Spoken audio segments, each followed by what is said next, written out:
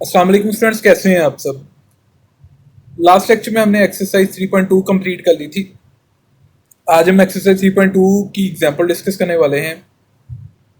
Page number है आपका 126, Punjab text book, calculus and analytic geometry, FSc part of mathematics. उसकी example है जी 11 examples हैं जो कि यहाँ पे सॉल्व की गई हैं। आपने इनको रट्टा नहीं लगाना, आपने इनको खुद सॉल्व करना है। उसकी रीज़न ये है कि आपकी ये असेसमेंट है एक, कि आपने वो लेक्चर सुने होंगे मेरे। श्योरली मैं आपको रिकमेंड करता हूँ हर लेक्चर में कि जो chapter number 3 FSc part two mathematics के नेम से मेरे चैनल पे प्लेलिस्ट पड़ी है, उसके पहले जो 15-16 लेक्चर्स हैं वो आपके लिए सुनना बहुत ज़्यादा ज़रूरी है, क्योंकि उस लेक्चर्स में मैंने ए टू जी इंटीग्रेशन का कॉन्सेप्ट दिया है। तो उन लेक्चर्स को सुनने के बाद ये एग्जाम्पल्स को आप खुद सोल्व करेंगे। ये आपकी एक क्विज समझ लें या असाइनमेंट समझ लें, ये एक आपका सेल्फ असेसमेंट टेस्ट समझ लें, ठीक है। आप खुद इस एग्जाम्पल्स को सोल्व करने के काबिल हो जाएंगे उन लेक्चर्स को सुनने के बाद। हम डिस्कस करने वाले हैं एग्जाम्पल नंबर 12, जिसके हैं जी 7 पार्ट्स, और ये काफ़ी ज़्यादा इंपॉर्टेंट है। और लास्ट ईयर में शॉर्ट सिलेबस में भी इसमें से 3-4 एग्जाम्पल्स काउंट थी स्मार्ट सिलेबस में, शॉर्ट सिलेबस के अकॉर्डिंग। तो इस दफ़ा तो फुल सिलेबस है, तो हम सारी एग्जाम्पल डिस्कस करेंगे। हम एग्जाम्पल नंबर 1 से स्टार्ट करते हैं। एग्जाम्पल नंबर 1 में हमें दिया है एक algebraic function x plus 1 into x minus 3। अब ये प्रोडक्ट फॉर्म है। जैसे कि आपको पता है, क्वेश्चन फॉर्म या प्रोडक्ट फॉर्म अलजेब्रिक फंक्शंस की हो या किसी भी की हो, जो अलजेब्रिक फंक्शंस की प्रोडक्ट फॉर्म है या किसी भी फंक्शन की हो, तो यहाँ पे प्रोडक्ट रूल या क्वेश्चन रूल नहीं लगता, वो डेरिवेटिव का हम इंटीग्रेशन कर रहे हैं। तो ये अलजेब्रिक फंक्शंस है, आपस में प्रोडक्ट फॉर्म में है, तो ये मल्टीप्लाई हो सकते हैं। हमने इन दोनों को मल्टीप्लाई कर दिया तो हमारे पास आंसर आ जाता है x square minus 2x minus 3। अब हर टर्म की इंटीग्रेशन हमने अलग कर ली है। अगर आपने एक्सरसाइज 3.2 समझी हो तो आपके लिए एग्जांपल्स करना, सोल्व करना मुश्किल नहीं होगा, काफ़ी ज़्यादा इजी होगा। तो ये एग्जांपल्स भी उन्हीं क्वेश्चंस के रिलेटेड ही हैं, तो ये मैं बहुत ज़्यादा इनको एक्सप्लेन नहीं करूँगा, क्योंकि मैं लेक्चर्स में ही ये सारी चीज़ें एक्सप्लेन कर चुका हूँ आपको। एनीवेज मैं फिर भी कोशिश करूंगा कि आपको मैक्सिमम एक्सप्लेन करूँ चीज़ें। कोई नई चीज़ आती है तो मैं उसको इंशाल्लाह लाजमी एक्सप्लेन करूंगा। फिर भी आपको किसी भी पॉइंट पे कन्फ्यूजन हो तो आप मेरे से कमेंट सेक्शन में पूछ सकते हैं। एक्स स्क्वायर की इंटीग्रेशन अलग गया है, 2x की इंटीग्रेशन अलग गया, 3 की अलग गया, 2 कोफिशिएंट था, बाई निकल गया। अब इन दोनों पे ना, ये जो फर्स्ट टू टर्म्स है, फर्स्ट टू टर्म्स का इंटीग्रल है, यहाँ पे रूल 1 लगे। आपको रूल पता है कि रूल 1 में फंक्शन की होल पावर कंसिडर नहीं की जाती। उस होल पावर को कंसिडर किए बगैर आपने डेरिवेटिव चेक करना होता है। एक्स है तो उसका डेरिवेटिव कितना बन रहा है, 1 उसके साथ मल्टीप्लाई हो रहा है, तो बाई रूल 1, मैं रूल 1 का हिंट नहीं दिया मैंने, यहाँ पे आप देख सकते हैं। रूल 1 के अकॉर्डिंग फंक्शन की टोटल पावर में एक ऐड कर दिया गया और डिवीजन में भी एक ऐड हो गया। यहाँ पे भी फंक्शन की टोटल पावर कितनी थी 1, उसमें एक ऐड हो गया और डिवीजन में भी एक ऐड हो गया। 3 कांस्टेंट है, इसका इंटीग्रेशन एक्स के हिसाब से आपके पास आएगी 3x, ठीक है। तो ये आपके पास कुछ यूँ आंसर बन गया। अब ये 2 से कैंसिल हो रहा था, हमने कैंसिल कर दिया, x cube over 3 minus x square minus 3x plus c, that's an answer. ये था हमारे पास पार्ट नंबर 1 एग्जाम्पल का। अब है जी पार्ट नंबर 2, ये सॉरी ये 12 एग्जाम्पल है, यहाँ पे मिसिंग हो गई है। पार्ट नंबर 2 है, ये भी एक अलजेब्रिक फंक्शन है। अब यहाँ पे देखें, ये दोनों मल्टीप्लाई नहीं हो सकते यहाँ पे। उसकी रीजन ये है कि एक टर्म जो है अंडर रूट वाली है, एक टर्म अंडर रूट के बगैर है, तो ये दोनों आपस में मल्टीप्लाई नहीं हो सकते। शर्त ये थी कि ये मल्टीप्लाई हो सकते थे, शर्त ये थी कि इसका भी अंडर रूट होता, ठीक है।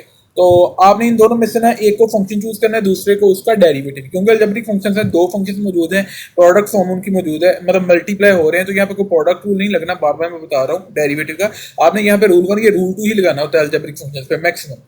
तो यहाँ पे रूल 1 लगेगा, क्योंकि क्वेश्चन फॉर्म नहीं मौजूद, तो फंक्शन के मुताबिक रूल 1 लगेगा। कंडीशन, फंक्शन की कंडीशन के मुताबिक यहाँ पे रूल 1 लगेगा। रूल 1 में एक होता है फंक्शन और दूसरी चीज होती है उसका डेरिवेटिव। फंक्शन आपने उसको लेना है जिससे दूसरा फंक्शन उसके डेरिवेटिव में भी बन जाए। यानी कि आप अगर एक्स को फंक्शन ले लेते हैं, क्या इसका डेरिवेटिव लेकर अंडर रूट वाली टर्म बन जाएगी अंडर रूट एक्स के माइनस 1? नहीं, आप लेंगे फंक्शन अंडर रूट एक्स के माइनस 1 को, जिसके डेरिवेटिव में एक्स आएगा, जरूर आएगा। अब आप ने इसको फंक्शन ले लिया, ये चेक करते हैं कि इसका डेरिवेटिव बनता है या नहीं। आपको पता है जैसे कि रूल 1 में फंक्शन की होल पावर कंसिडर नहीं होती, होल पावर है 1/2, आप उसको कंसिडर किए बगैर देखें तो आपके पास फंक्शन बनता है एक्स स्क्वायर माइनस 1, तो लिहाजा आप एक्स स्क्वायर माइनस 1 का डेरिवेटिव चेक करेंगे। तो एक्स स्क्वायर माइनस 1 का डेरिवेटिव लिया जाए तो वो बनता है 2x। तो यहाँ पे आगे x मौजूद है, 2 का मसला है, आप 2 से मल्टीप्लाई और डिवाइड कर लें। जब आपने 2 से मल्टीप्लाई डिवाइड किया तो ये एक 2 यहाँ पे बन गया और डिवीजन वाला 2 बाहर आ गया। अब ये फंक्शन मौजूद है, उसकी होल पावर के बगैर डेरिवेटिव चेक करें तो साथ मल्टीप्लाई हो रहा है, इसका मतलब फंक्शन की टोटल पावर में एक ऐड कर दिया जाए और डिवीजन में भी एक ऐड कर दिया जाए। अब इसको सोल्व करके ऊपर भी 3/2 बन जाएगा, नीचे भी 3/2। आप इसको सोल्व करेंगे, 3/2 की जगह आप 2/3 लिख दें, टू से कैंसिल आउट हो जाएगा, यहाँ पे 1/3 बच जाएगा। तो that's an answer, part number 2 solve हो चुका है। इसके बाद जी हमारे पास पार्ट नंबर 3, ये भी एक अलजेब्रिक फंक्शन है। अभी यहाँ पे क्वेश्चन फॉर्म मौजूद है, तो अलजेब्रिक फंक्शंस के लिए यहाँ पे रूल 2 लगेगा। रूल 2 लगाते हुए आपने सबसे पहले चेक करना होता है कि फंक्शन, अगर आप रूल 2 अलजेब्रिक फंक्शन पे लगा रहे हैं, कंडीशन ये भी है कि रूल 2 अलजेब्रिक फंक्शन पे लगा रहे हैं, तो आपने चेक करना होता है फंक्शन इम्प्रॉपर है या प्रॉपर है। तो यहाँ पे इम्प्रॉपर है, क्योंकि न्यूमिनेटर में भी फंक्शन की होल पार और डिनोमिनेटर में भी फंक्शन की होल पार कितनी है जी, हाई डिग्री, सॉरी होल पार कह रहा हूँ, माई मिस्टेक, आप इसको करेक्ट कीजिएगा। मैं स्लिप कर गया, अल्फाज गलत बोल गया मैं। यहाँ पे जो ये फंक्शन इम्प्रॉपर है, क्योंकि ऊपर डिग्री कितनी है यानी कि वेरिएबल की हाईएस्ट पावर 1 है, नीचे भी कितनी है डिग्री वेरिएबल की हाईएस्ट पावर यानी कि 1 है, यानी कि डिग्री सेम है, हाईएस्ट पावर सेम है। तो इसका मतलब ये फंक्शन कौन सा इम्प्रॉपर, आपने इसको प्रॉपर में कन्वर्ट करना है। तो आपको याद हो तो क्वेश्चन नंबर 2 जो था एक्सरसाइज 3.2 का, उसका जो पार्ट नंबर 2 था वो एक इम्प्रॉपर फंक्शन था। अलजेब्रिक फंक्शंस के केस में हमने उसको प्रॉपर फंक्शन में कन्वर्ट किया था बाय डिवीजन मेथड। मैंने साइड पे डिवीजन भी की है, आपको पता लग जाएगा। अगर आपने वो क्वेश्चन समझा है तो आपको ये डिवीजन करना मुश्किल नहीं होगा, वैसे प्रीवियस क्लासेस में आप कर चुके हैं। एक और मेथड मैं इस एग्जाम्पल को सोल्व करने के लिए यूज कर रहा हूँ। उस मेथड में आप क्या करेंगे, जब आपके पास ऐसा हो कि फंक्शन है इम्प्रॉपर और डिग्री भी हो सेम, दो किस्म के इम्प्रॉपर हैं कि अगर एक्स की डिग्री यहाँ पे होती 3 और यहाँ पे होती 1, अब ये भी इम्प्रॉपर ही है, मगर इस केस में आप डिवीजन मेथड ही यूज कर सकते थे। ये मैंने यहाँ पे सोल्व किया यूज किया मेथड, ये यूज नहीं कर सकते थे। कैसे, वो क्यों, मैं उसकी रीजन बताता हूँ। क्योंकि आपने नीचे वाली चीज ऊपर बनानी है, नीचे है एक्स अकेला पड़ा, टू की तो बाद में बारी आनी है ना, तो ऊपर बनाना है आपने एक्स क्यूब, तो ये नहीं बन ऊपर अकेला बनाना है एक्स, ठीक है। आप ऐसे नहीं कर सकते कि एक्स और एक्स स्केयर सेपरेट कर दें, एक्स स्केयर कहाँ पे जाएगा फिर, आप उसको इंटीग्रेशन के तो बाहर नहीं निकाल सकते। मेरे कहने का मतलब ये, इन शॉर्ट मैं ये कह रहा हूँ कि अगर आपके पास इम्प्रॉपर फंक्शन ऐसा है कि आप उसकी डिग्री डिफरेंट है, ऊपर डिग्री बड़ी है नीचे डिग्री छोटी है, तो आप सिर्फ डिवीजन मेथड ही इस्तेमाल करेंगे प्रॉपर फंक्शन में जाने के लिए। तो यहाँ पे अगर ऐसा फंक्शन है इम्प्रॉपर, ऐसा फंक्शन है कि उसकी डिग्री सेम है, यानी कि ऊपर भी डिग्री वही है हाईएस्ट पावर, नीचे भी वही है, तो आप नीचे वाली चीज ऊपर बना सकते हैं। वही किया, +2 चाहिए हमें ऊपर, 2 हमने ऐड कर दिया, 2 सब्ट्रैक्ट कर दिया, add and subtract 2 in numerator में हमने 2 को ऐड किया और सब्ट्रैक्ट किया। अब हमें चाहिए था सिर्फ x+2, इसका बटा हमने x+2 के साथ अलग कर दिया, और ये -2 जो है इसका बटा x+2 के साथ अलग कर दिया, ठीक है। तो ये कैंसिलेशन और ये कैंसिलेशन कर दी हमने, यहाँ पे 1 बच जाता है, यहाँ पे -2 और x+2 ही है। अब इन दोनों का इंटीग्रल अलग कर दिया जाएगा, 1 के इंटीग्रल अलग और 2 बाहर निकाल कर 1/x+2 का इंटीग्रल अलग।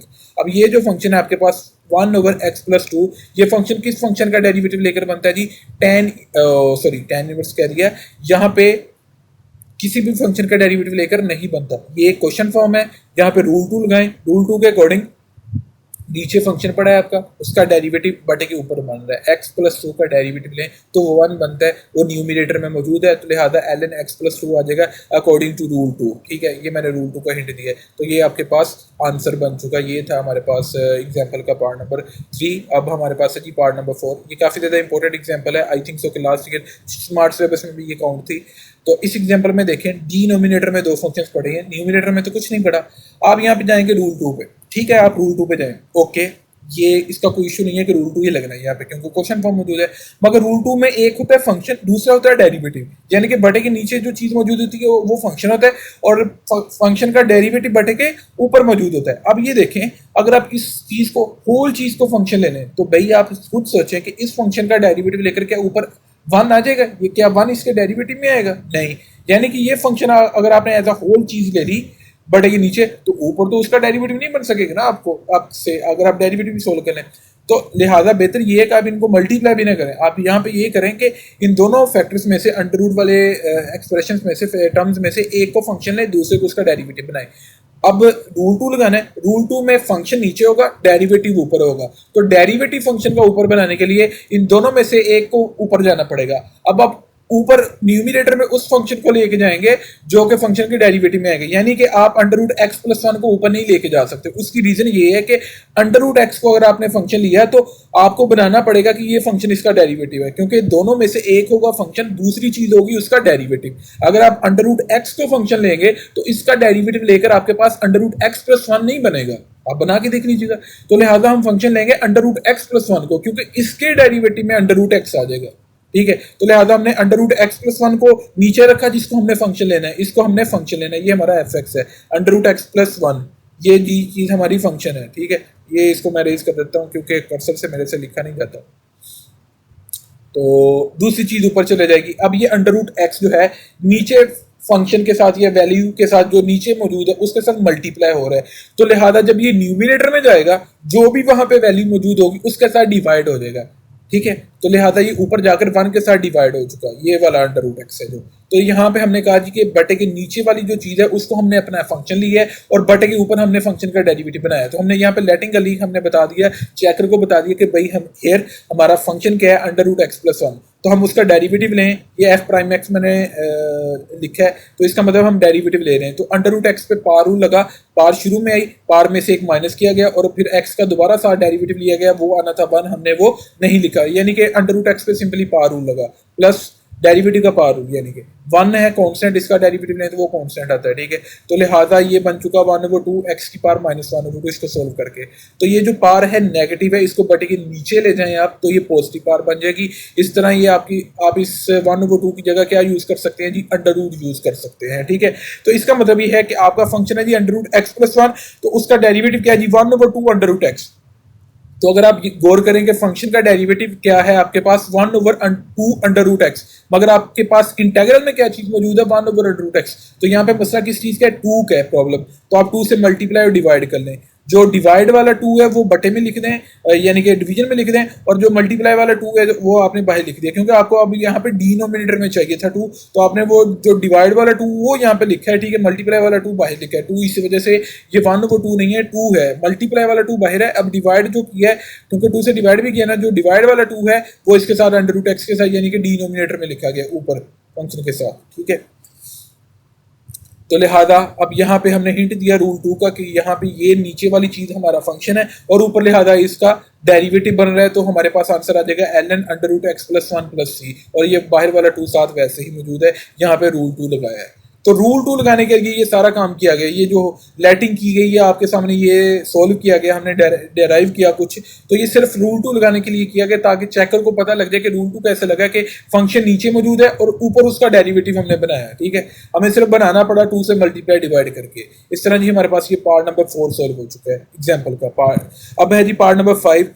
ये जो पार्ट नंबर 5 है ये आपकी एग्जाम्पल कह दिया, आपकी एक्सरसाइज 3.2 है, उसका क्वेश्चन नंबर 1 जो है, क्वेश्चन नंबर 2 है, उसका फर्स्ट पार्ट जो है और थर्ड पार्ट वो सेम टू सेम इस एग्जाम्पल के रिलेटेड है।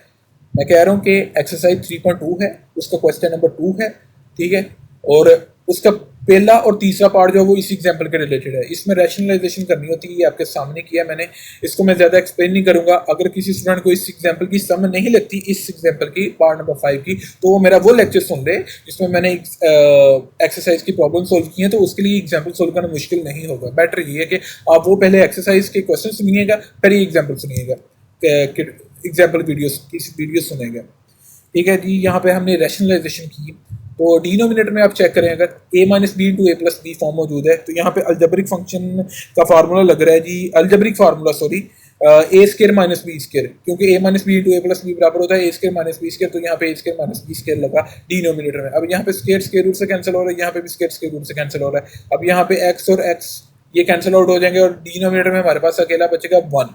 अब बटे के नीचे 1 मौजूद है, इसको लिखने की जरूरत नहीं है, तो लिहाजा अकेला न्यूमिनेटर बच जाएगा हमारे पास under root x plus one और प्लस अंडर रूट एक्स। अब इसका आप इंटेग्रल अलग कर लें और इसका आप इंटेग्रल अलग कर लें, इसकी जगह 1/2 लिख लें, अंडर रूट की जगह 1/2 लिख लिया जाएगा। ठीक हो गया जी। अब फंक्शन की होल पार्ट जो है वो है 1/2, इसको आप कंसिडर किए बगैर फंक्शन का आप डेरिवेटिव लेंगे, एक्स प्लस वन चीज आपके पास बचती है, आप फंक्शन की होल पावर 1/2 नहीं कंसिडर करेंगे, और इस केस में भी आप फंक्शन की होल पावर 1/2 कंसिडर नहीं करेंगे। फंक्शन की होल पावर कंसिडर किए बगैर आप डेरिवेटिव चेक करेंगे कि आप आगे डेरिवेटिव बन रहा है कि नहीं। एक्स प्लस वन का डेरिवेटिव लिया वो 1 बनता है, साथ मल्टीप्लाई हो रहा है, इधर भी 1 बनता है वो साथ मल्टीप्लाई हो रहा है। तो रूल 1 के अकॉर्डिंग फंक्शन की टोटल पावर में एक ऐड कर दिया गया और डिवीजन में भी एक टोटल पावर में एक ऐड कर दिया गया। दोनों केसेस में रूल 2 लगा है, सॉरी रूल 1 लगा है इन दोनों की इंटीग्रल सोल्व करते हुए, तो यहाँ पे रूल 1 लगाया हमने, इंटीग्रेशन इस तरह हमारे पास सोल्व होगी। ये 3/2 पड़ा है दोनों के डिनोमिनेटर में, ऊपर जाकर ये 2/3 बन जाएगा। That's an answer. ठीक हो गया जी। इसके बाद है जी पार्ट नंबर 6 इस एग्जांपल का। ये काफी ज्यादा इंपॉर्टेंट शॉर्ट क्वेश्चन है, क्योंकि ये शॉर्ट क्वेश्चन में आ जाती है ये एग्जांपल का ये पार्ट। तो यहाँ पे हमने क्या करना है, अब ये तो बहुत ज्यादा कम्प्लेक्स आपको नजर आ रहा होगा, आपने इसकी सिंप्लीफिकेशन करनी है। कैसे कि आप डिनोमिनेटर जो एक ही पड़ा है, न्यूमिनेटर में जितनी भी वैल्यूज हैं उनके साथ साथ सारी वैल्यूज का बटा अलग अलग कर लें, यानी कि बटा सेपरेट किया हमने। साइन एक्स का बटा ये पूरी वैल्यू सेपरेट कर दी है और कोस क्यूब एक्स के बटे में पूरी चीज ये सेपरेट लिख दी है, ठीक है। तो यहाँ पे ये जो साइन फंक्शन है बटे वाले साइन फंक्शन के साथ कैंसिल हो रहा है, कैंसिल कर दिया। और ये कोस का स्केयर जो है कोस क्यूब में से 2 के साथ कैंसिल हो गया और ऊपर 1 बच गया कोस फंक्शन, ठीक है। तो लिहाजा यहाँ पे कोस ओवर साइन बन गया और यहाँ पे बन गया था 1 ओवर कोस स्केयर कैंसिलेशन करके।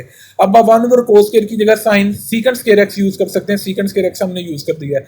एग्जाम्पल पे आप देखेंगे, अगर आप अपनी टेक्स्ट बुक के सोल्यूशन पे देखें तो उसने उसकी जगह ना कोड बनाया है, तो बेहतर ये आप कोड ना करें, क्योंकि कोड आप करेंगे तो दोबारा आपको यही फिर कोस ओवर साइन करना पड़ेगा, क्योंकि मैंने किसी भी फार्मूले का आपको वो रट्टा नहीं लगाया कि इसका आप फार्मूला याद रखें, क्योंकि उसने वहां पे डायरेक्ट कोड की इंटीग्रेशन लिखी है। वो कैसे कि वहां पे आपके एक्सरसाइज 3.2 की थ्योरी में इंपॉर्टेंट इंटीग्रल फार्मूलाज के नेम से वो उसने फार्मूलाज लिखे हैं। तो कुछ स्टूडेंट्स हैं वो इन फार्मूलाज को रट्टा लगाते ही याद करते हैं। तो मैंने जो 16 लेक्चर्स इसी वजह से करवाए हैं कि किसी भी फार्मूला को आपको रट्टा लगाने की जरूरत ना पड़े, आप इंटीग्रेशन को कॉन्सेप्ट से सोल्व करें। तो लिहाजा बेहतर ये है कि आप कोड ना बनाएं, जैसे कि मैंने बना लिया था, मैंने फिर इसको कैंसिल किया, ठीक है। तो कोस ओवर साइन लिखे आप। अब यहाँ पे सीकेंट स्क्वायर एक्स की इंटीग्रेशन अलग कर लेंगे, सोल्व करेंगे, और यहाँ पे इसकी कोस ओवर साइन की इंटीग्रेशन अलग सोल्व करेंगे। अब ये है एक फंक्शन की इंटीग्रेशन और ये है 2 ट्रिग्नोमेट्रिक फंक्शन की इंटीग्रेशन। जैसे कि वो 16 लेक्चर्स की सीरीज में आपको एक लेक्चर 4 लेक्चर्स मिलेंगे ट्रिग्नोमेट्रिक फंक्शंस की इंटीग्रेशन के नेम से, उसमें 4 पार्ट्स बनाए गए हैं। वहां पे मैंने एक ट्रिग्नोमेट्रिक फंक्शंस की इंटीग्रेशन सोल्व करने का मेथड अलग बताया और 2 ट्रिग्नोमेट्रिक फंक्शंस की इंटीग्रेशन सोल्व करने का मेथड अलग अलग बताया। तो लिहाजा ये है एक ट्रिग्नोमेट्रिक फंक्शन की इंटीग्रेशन सोल्व करने का मेथड यहाँ पे फॉलो होगा और यहाँ पे 2 ट्रिग्नोमेट्रिक फंक्शंस की इंटीग्रेशन सोल्व करने का मेथड फॉलो होगा। सीकेंट स्क्वायर एक्स जो है वो किस फंक्शन का डेरिवेटिव लेकर आता है, tan x है, सिंपल इसकी इंटीग्रेशन आ जाएगी आपके पास tan x। अब ये कोस ओवर x है, ये है 2 ट्रिग्नोमेट्रिक फंक्शन की इंटीग्रेशन। इसमें 3 पॉइंट्स आते हैं। सबसे पहला पॉइंट आपको ये कहता है कि भाई ये जो होल चीज है, दोनों फंक्शन एज अ होल किसी का डेरिवेटिव लेकर बनते हैं, किसी भी फंक्शन का डेरिवेटिव लेकर आपको कोस ओवर साइन ही मिलेगा। पॉइंट नंबर 1 जो है वो फेल हो गया। पॉइंट नंबर 2 जो वो ये कहता है कि 2 ट्रिग्नोमेट्रिक फंक्शंस हैं, चाहे वो बटे की फॉर्म में चाहे वो बटे की फॉर्म में नहीं है, आप वहां पे रूल 1 या रूल 2 लगाने की कोशिश करें। अब यहाँ पे बटा है, क्वेश्चन फॉर्म में, आप रूल 2 पे जाएंगे इंटीग्रेशन के, तो रूल 2 यहाँ पे लगा। रूल 2 के अकॉर्डिंग फंक्शन बटे के नीचे मौजूद होता है, उसकी होल पावर होनी चाहिए 1। जहां पर फंक्शन नीचे बटे के मौजूद है उसकी होल पावर भी 1 है, साइन की कोई पावर नहीं, यानी कि 1 है पावर, और उसका डेरिवेटिव भी बटे के ऊपर मौजूद है। साइन एक्स है, उसका डेरिवेटिव बटे के ऊपर कोस एक्स बन रहा है, तो लिहाजा ln साइन एक्स आ जाएगा आपके पास जवाब। इस तरह जी आपके पास ये पार्ट नंबर 6 सोल्व हो चुका है। अब हम सोल्व करते हैं जी पार्ट नंबर 7। इसमें जी आपके पास मौजूद 3 माइनस कोस 2x और 1 प्लस कोस 2x, ठीक है। अब ये जो क्वेश्चन है, आपकी जो एग्जाम्पल का सोल्यूशन है, वहां पे डिफरेंट तरीके से सोल्व किया गया है।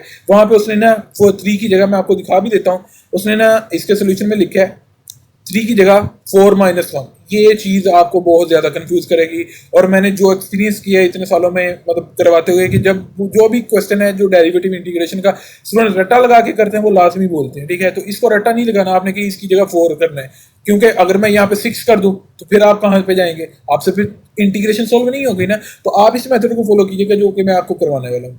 अब क्या करें, इस तरह का मैं एक क्वेश्चन आपको सोल्व करवा चुका हूँ, वो कहाँ पे, एक्सरसाइज 3.2 के क्वेश्चन नंबर 2 में, यानी कि इससे प्रीवियस लेक्चर जो है, इस लेक्चर से जो प्रीवियस लेक्चर है, लेक्चर 17 या 18 आई थिंक, तो उस लेक्चर में जो 6 से लेकर 14 पार्ट्स तक हमने वो लेक्चर किया है। इससे प्रीवियस जो लेक्चर है उसमें जो I think second last part है, 13th पार्ट है क्वेश्चन नंबर 2 का, एक्सरसाइज 3.2 का, वो पार्ट इस एग्जाम्पल से बहुत रिलेट करता है, और जो उस पार्ट में सोल्यूशन यूज किया गया है वही सोल्यूशन हम इस पार्ट को सोल्व करने के लिए यूज करने वाले हैं, ठीक है, इस एग्जाम्पल को सोल्व करने के लिए यूज करने वाले हैं।